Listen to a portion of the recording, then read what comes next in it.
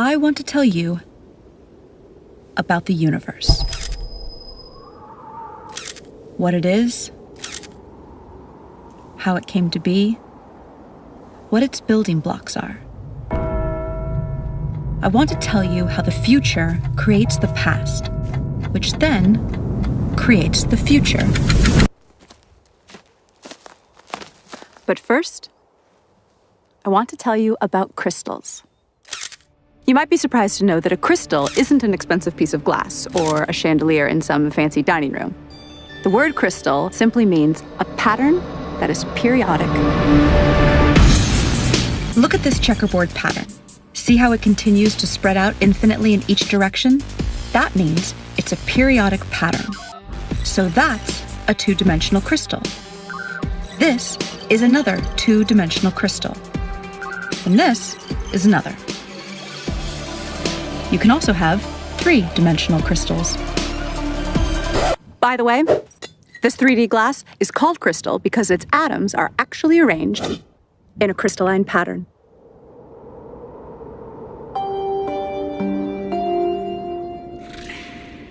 So, see how I'm projecting this three-dimensional crystal to a two-dimensional image on the sand? See how the 2D projection looks distorted because of the angle of the projection? That 2D image also has a pattern, but it isn't periodic. So, it's not a crystal. But there's a deep connection between the 2D object on the sand and the 3D mother crystal. This distorted 2D pattern is called a quasi-crystal. A quasi-crystal in a certain dimension, in this case 2D, is a projection of a crystal in a higher dimension, in this case 3D.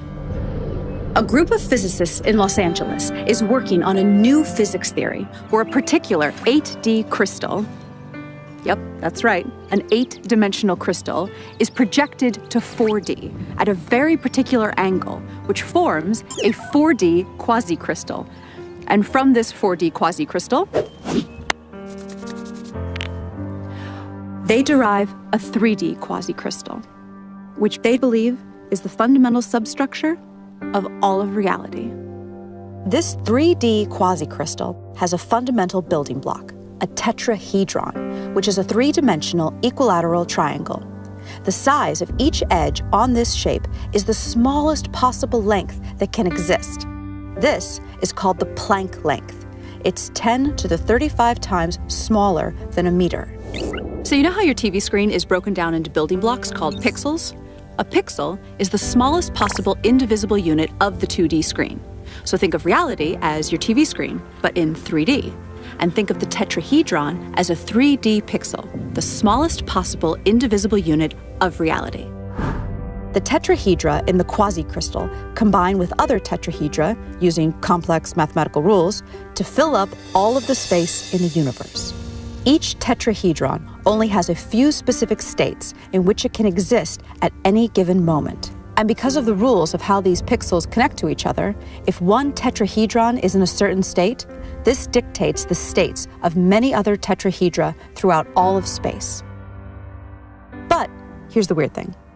If a certain tetrahedron can be in any one of just a few possible states in a given moment, who or what chooses the state it should be in at any given moment?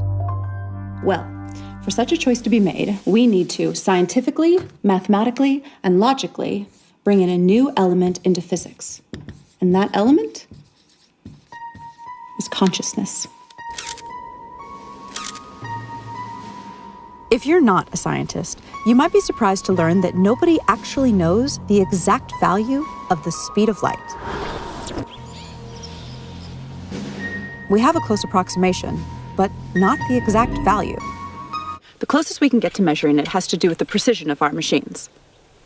But no matter how precise our machines get, we will never be able to measure the exact speed of light without a theory that tells us what it is and why it is. And none of the current physics theories do that. Oh, look, Professor Einstein, you look so cute. So I look pretty here? Yes, yes. No, wait, that's my bad side. But if I go... Ja, das ist gut. What if I stick up my tongue like this? Bah! Sehr gut.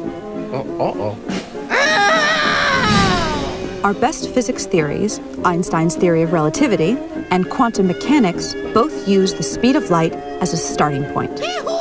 In other words, they use an inexact measurement of the speed of light without explaining why it is, what it is, or why the universe even has a speed limit in the first place.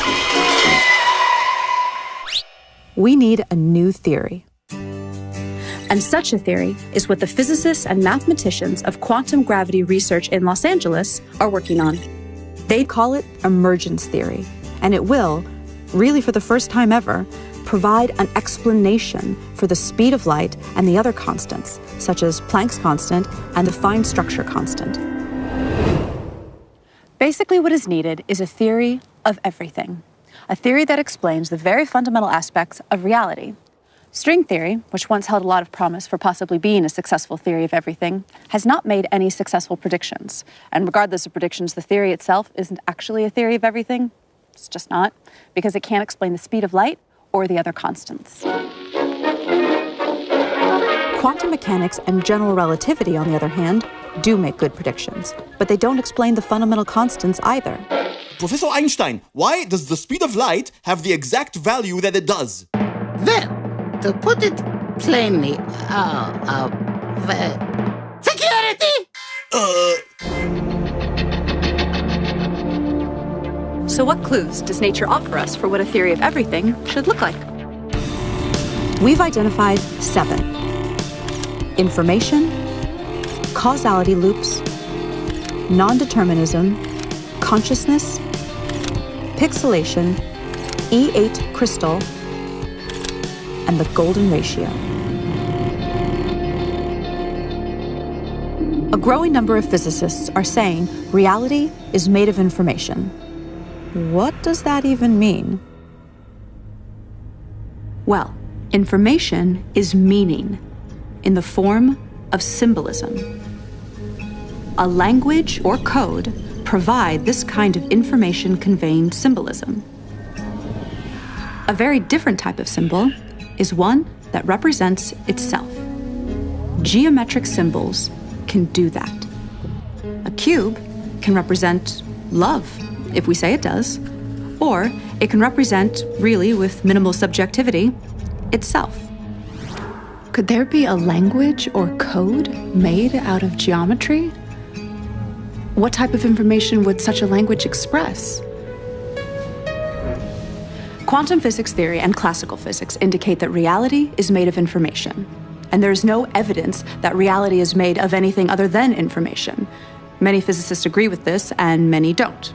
But those that don't agree that reality is made of information have no explanation for what reality is, if it's not information. Gentlemen? Reality is made of information. Nope. Yes, it is made of information. No. Okay, so what is it made of if not information? Energy. Energy is information. That's stupid. Energy is the potential for a particle to change its position. Potential is information. Energy is information. No. It's information. Then what is it? Not information. And what is it? Not information.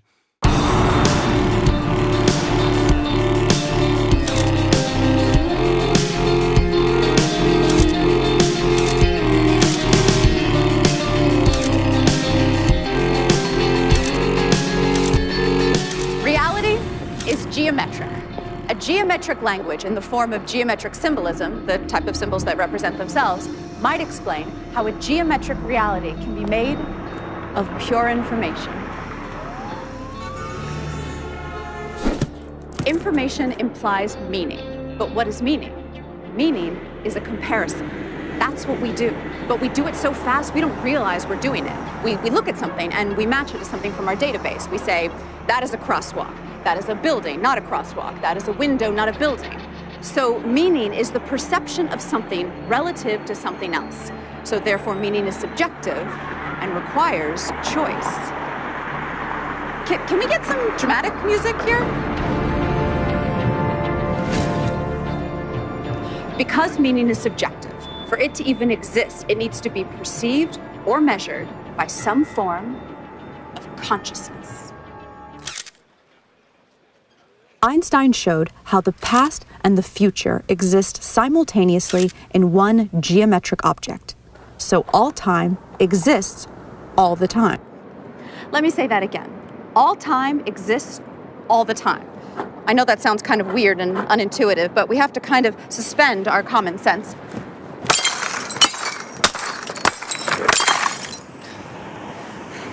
And accept that mathematically, and according to the best physics formulas we have, that actually makes sense. So, let's visualize the geometric object that Einstein spoke about as a block. Remember the tetrahedra, the building block pixels of reality I told you about? Now imagine the entire universe, everything, everywhere, in one frozen moment in time. Like a single frame in a movie. In this one frame, all of reality everywhere appears frozen in this one position. Let me give you an analogy. In a movie shot on 35mm film, there are 24 frames a second. There is no actual movement in a movie. There is just a sequence of frozen frames. Now remember how I told you about the Planck length of space, which is the smallest length possible? Well, there is also a Planck length of time, and it is much shorter than 24 frames a second. In fact, it's 10 to the 44 times shorter than a second. Okay, so back to our frozen frame of reality. The entire universe in one frozen moment, one frame. But instead of a frame in a movie, it's a frame in all of reality. Now, imagine the next frame. Each frame is different from the previous one, just like in a movie.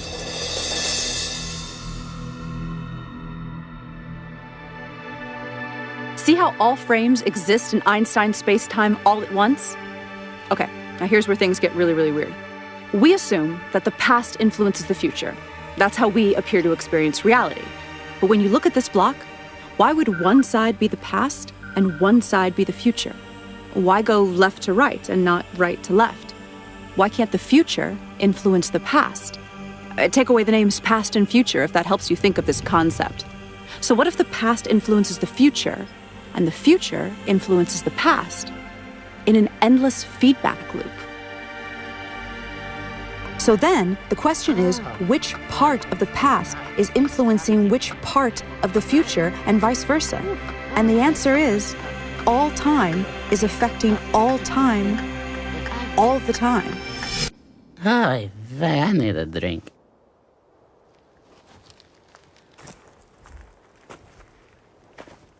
Is this even possible? Can me 20 years from now influence me now, just as I influence her?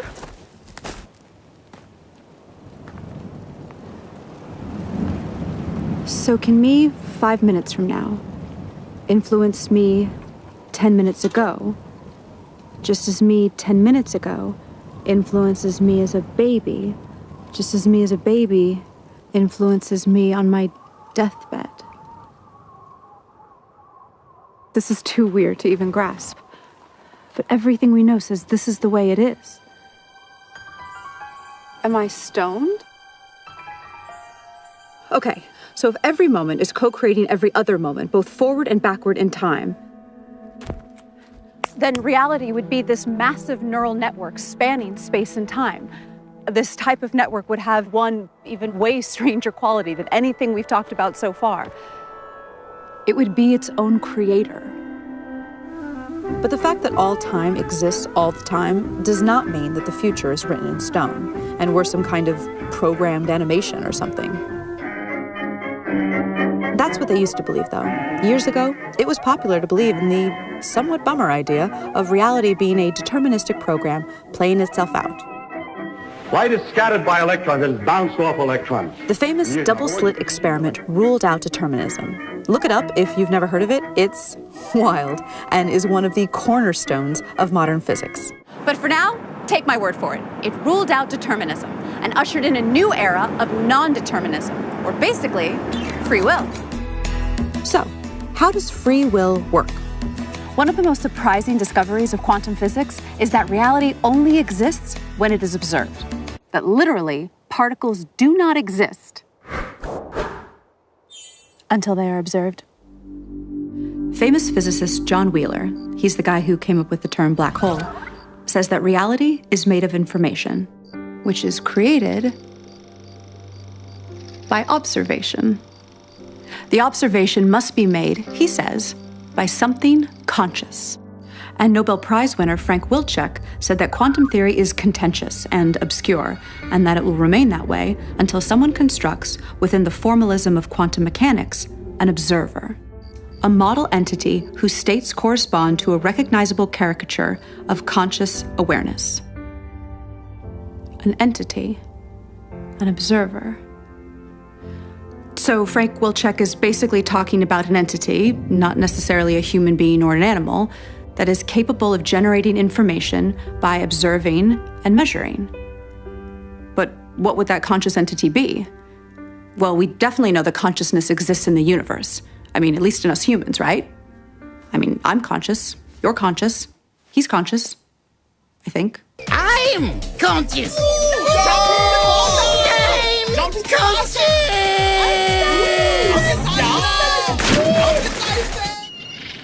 Consciousness relates deeply to physics in ways not yet fully understood. In fact, consciousness is kind of like one of the least understood things in all of science. Nobody knows exactly what it is. Weird, right?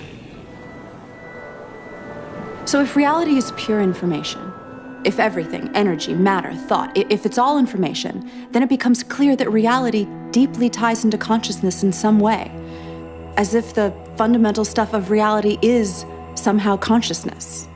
Did consciousness and information somehow emerge in a causality feedback loop? German physicist Werner Heisenberg developed the first equations of quantum mechanics using a type of math called matrix theory. He deduced that space and time were pixelated into indivisible three-dimensional Planck-length units, just like the two-dimensional pixels on your computer screen. It's good to be made of pixels. The mathematics indicated this. Mathematics. I love mathematics. Your pizza, Professor. And pizza. Oh, I love pizza. Especially pixelated pizza. And interestingly, there was no solid experimental evidence for smooth, in other words, not pixelated, space-time. Pizza. Not pixelated. Not pixelated. Pixelated. We are not pixelated. Not pixelated. Yes, you are, morons. Your mother is pixelated. This is smooth. There is no evidence of that. And the mathematics show it is pixelated, so it must be pixelated. Oh, that's interesting. Bullshit. It must be pixelated. Bullshit, bullshit, bullshit, bullshit. On the other hand, most scientists agree that a length can be no shorter than the Planck length, which suggests reality is pixelated. There is no length shorter than the Planck length. That means reality is pixelated. I'm not pixelated. I'm not. Dude, you're kind of being a little like one of those people who deny evolution because they can't handle the fact their ancestors were monkeys. Are you a monkey? Huh? Are you a little monkey? We believe that until a quantum gravity theory of pixelated spacetime is discovered, the issue will remain confusing for everyone. What type of geometric code would describe a pixelated reality? 80 years of smashing particles together in particle accelerators, such as the famous Large Hadron Collider in Geneva, have given us a strange clue that all the fundamental particles and forces convert into one another. Like they literally transform from one to the other, according to a process called gauge symmetry transformation. And all of these conversions correspond to a shape. And not just any shape, an 8-dimensional shape. Now this shape forms a crystal. Now remember, crystals are periodic patterns of a certain shape. Like that checkerboard is a 2D crystal made up of squares. So this crystal is of a particular 8-dimensional shape. And this crystal is known as the E8 lattice.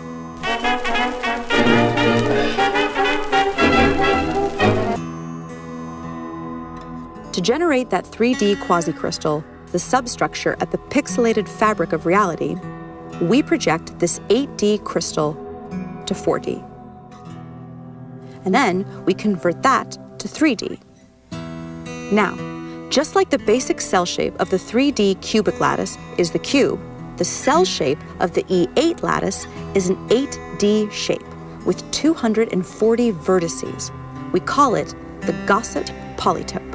When the Gaussian polytope is projected to 4D, it becomes two identical shapes of different sizes. The ratio of their sizes is a unique number, 0.618, also known as the golden ratio.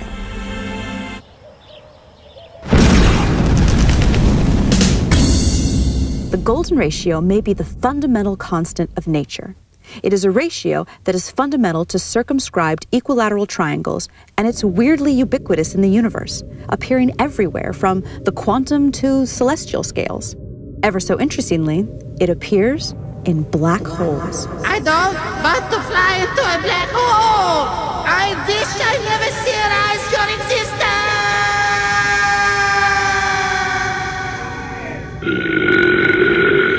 Okay, let's get serious for a second. Here are 3 quick facts for you science heads. The golden ratio is the precise point where a black hole's modified specific heat changes from positive to negative. And it is part of the equation for the lower bound on black hole entropy. The golden ratio even relates the loop quantum gravity parameter to black hole entropy. Why does this support the claim that the golden ratio is the fundamental constant of nature? Because a theory of everything must unite general relativity with quantum mechanics, and a black hole is where these two theories converge at their limits. Okay, so bear with me through some really weird math right now, and I'll reward you with some amazing footage of John Malkovich getting a pie in the face. There's a type of mathematics called matrix mathematics. No, not that type of matrix.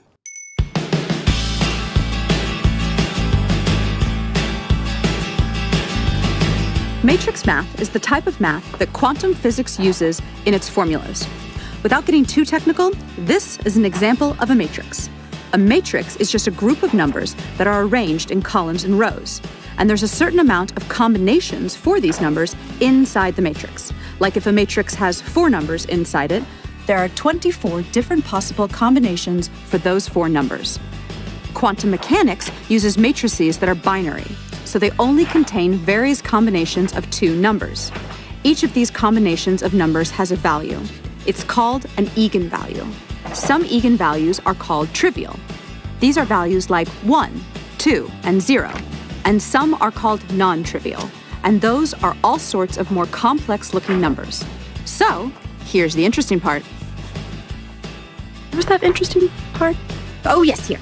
The highest probability non-trivial eigenvalues that show up in binary matrices are, ready for this, the golden ratio and -1 over the golden ratio. So we now see a deep link between black holes and quantum mechanics, because the golden ratio appears deeply in both black hole physics and in quantum mechanics. Okay. Good job bearing with me. So, here's your reward. John Malkovich getting a pie in the face. No, no, but I'm not John Malkovich. Pie! The golden ratio appears to startling accuracies in many other ways throughout the universe, in scales both large and small. It is so prevalent that its existence simply cannot be looked at as coincidental.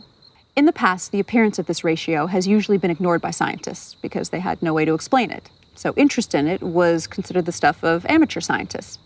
But now, for the first time, a rigorous quantum gravity theory is being developed, which predicts the golden ratio's existence, literally, everywhere. So what would a theory of everything look like that answers these 7 clues we just presented? Information, causality loops, non-determinism, consciousness, pixelation, E8 crystal, and the golden ratio.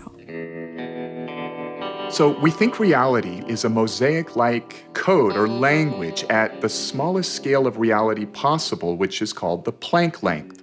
Particle accelerator data tells us that all particles and forces relate to one another according to a higher dimensional crystal called the E8 lattice. But reality appears to be 3D. So we project a slice of this E8 crystal down to 3D, which produces a quasi-crystal code or language. And that allows these geometric symbols to build up to the ordinary world of particles and forces that we see around us. Now, this geometric language has rules, but it also has syntactical freedom like any language. And that requires some notion of a chooser to choose the free steps in the language. Now, the notion of randomness doesn't work so well when it comes to codes because meaning starts to break down. Besides, there's no decent experimental evidence for randomness in nature in the first place. A universal collective consciousness is one answer, but that sounds new age and religious. Now, nowadays, a good number of physicists discuss the idea that our whole universe is actually a code-based simulation in some fantastically powerful quantum computer in another universe. Now, if true, then by the same logic, that other universe where the computer running the simulation of our universe is would also supposedly be a simulation in another universe. So the idea is a little shaky, but it's being discussed seriously by a lot of credible people. But it turns out that a universal collective-like consciousness of some sort may be physically inevitable. Now, we don't need to anthropomorphize this idea or make it religious or spiritual. To follow why, let us start with the idea of the collective behavior of cells in your body, each a single-celled microbe living its life. A long time ago, only this sort of cellular life form existed here on Earth. These little guys were not too smart, but they did choose what direction to swim and could chase nutrients, reproduce, and run from dangerous things. They made choices with their very simple systems of environmental awareness and desire to survive. Then they self-organized into colonies that were smarter as a group and had more environmental awareness than the individuals. Eventually, animals such as humans emerged. Sophisticated forms of awareness and consciousness now float on an ocean of 37 trillion living cells, self-organized as a human being.